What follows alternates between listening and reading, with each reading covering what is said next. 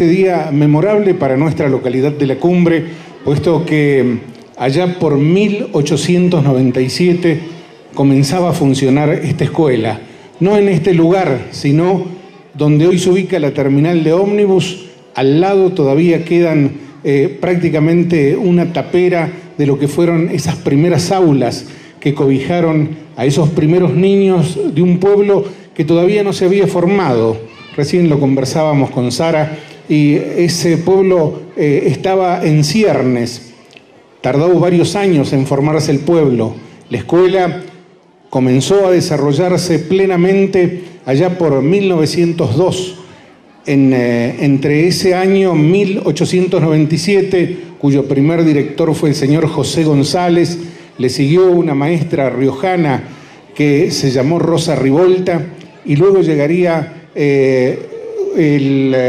Juan Ruiz Quinteros, quien le dio también toda una fisonomía de trabajo a la escuela, en ese momento rural de varones y mujeres. 103 alumnos tuvo en ese año 1902 esta escuela, y ese año 1902 también se celebró por primera vez entre los actos patrios el homenaje al maestro de América, a Sarmiento.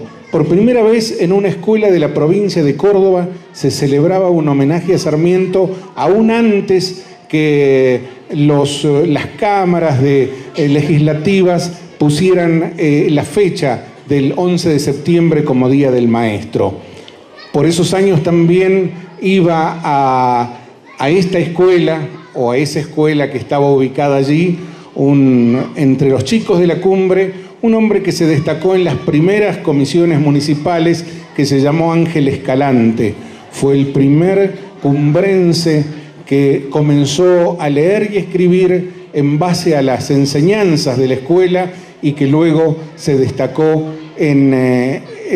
ya para la segunda década del siglo XX como dirigente municipal.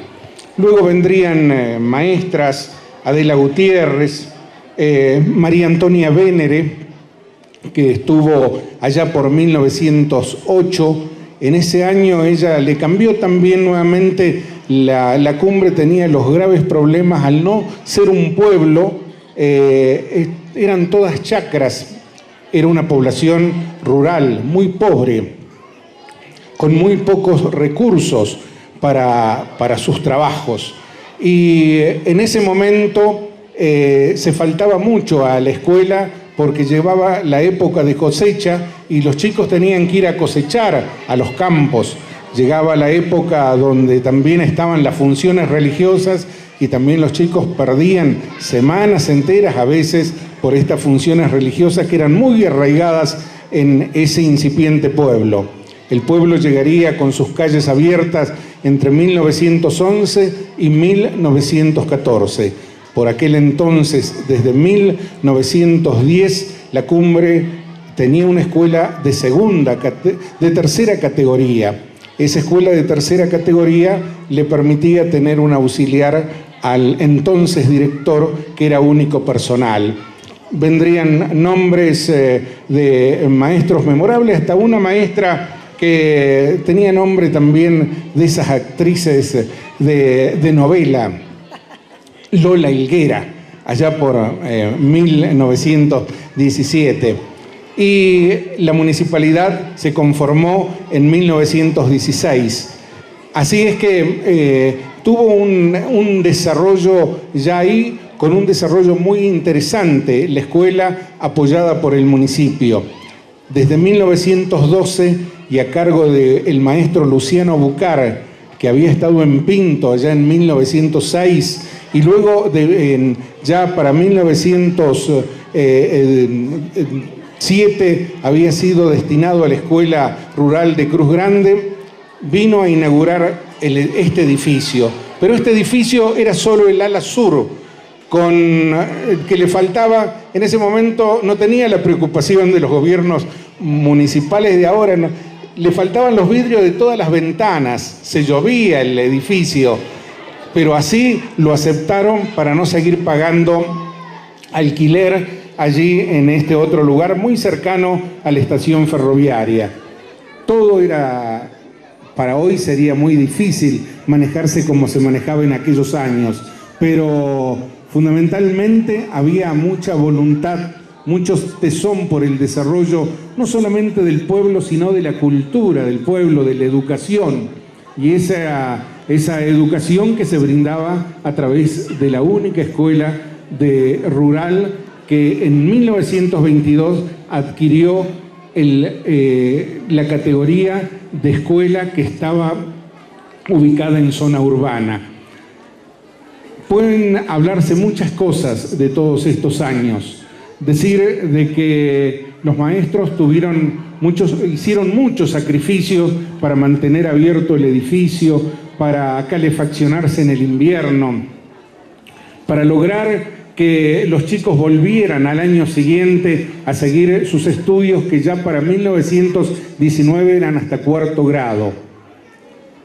El maestro José II Neviolo, otro maestro muy destacado de nuestra localidad, fue el que consiguió la segunda categoría de la escuela en ese año 19 y consiguió entre 1912 y entre 1919 que le colocaran todos los vidrios en las ventanas sur del edificio.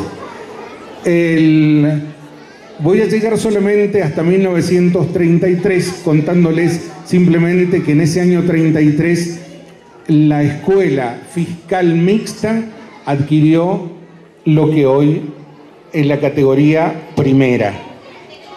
¿Y qué significaba esto? Que la enseñanza llegaba hasta sexto grado. Muchos chicos de Huerta Grande, de Capilla del Monte, de La Falda, venían a terminar esos 2 años que le faltaban a las otras escuelas, a la escuela de la Cumbre. La historia es generosa y también la historia se ha nutrido de tantos maestros, mujeres y hombres que formaron parte de estas aulas, con mucho sacrificio, con mucha voluntad, a veces sin el apoyo de los gobiernos, a veces, como en el día de hoy, con mucho apoyo de los gobiernos provincial y municipal. Eso es lo importante, de que se trabaje en conjunto. Y en ese año 33, como les decía, adquirió su categoría definitiva. Luego vendrían hechos memorables. En 1949, por ser la madre del deán Gregorio Funes, se le puso el nombre de María Josefa Bustos.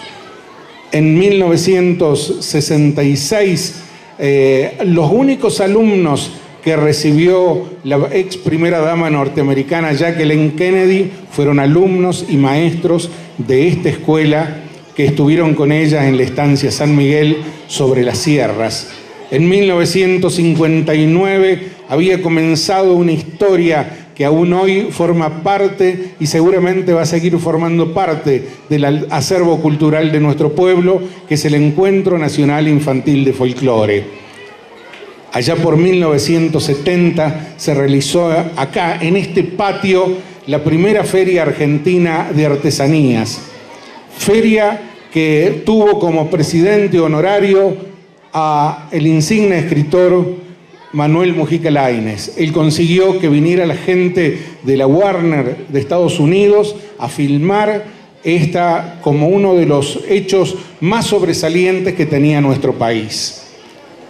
La historia tiene muchas aristas. Fundamentalmente, vaya todo el reconocimiento para maestros, para personal de servicios que sigue trabajando en la escuela y fundamentalmente los chicos que hoy, muchos ya de grandes, todavía sueñan y tienen en esta escuela un paradigma donde la cultura y la educación siguen siendo el faro que seguramente va a seguir alumbrando muchas generaciones de cumbrenses.